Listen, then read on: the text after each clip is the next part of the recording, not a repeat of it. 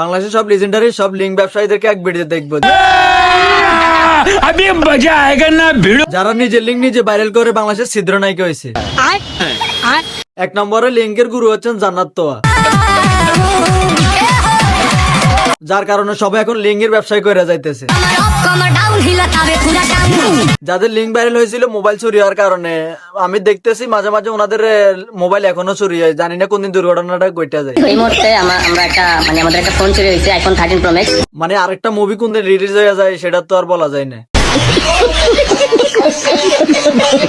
2 নম্বরে আছেন অথই আফা, 3 নম্বরে আছেন শোষা আফা, একটা ভিডিও মানে খারাপ একটা ভিডিও ভাইরাল হয়েছে। 4 নম্বরে শান্তি রহমান, 5 নম্বরে নরিন আপ্রিস পিয়ে, 6 নম্বরে চকলেট আফা, লম্বা আমি খাটো, তোমার হার্টবিট কাঁপানোর জন্য আমি একাই যথেষ্ট। 7 নম্বরে আছেন সুমাইয়া রিম, 8 নম্বরে আছেন ক্রাশ নীলে,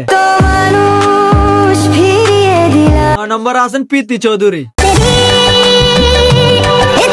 আরো গণ্যমান্য জঘন্য ব্যক্তিরা আছেন যারা লিঙ্ক ব্যবসায়ী করে রাতারাতি কোটিপতি হয়েছেন আর হয়েছেন ভাইরাল আর বাংলাদেশের ছিদ্র নায়িকা।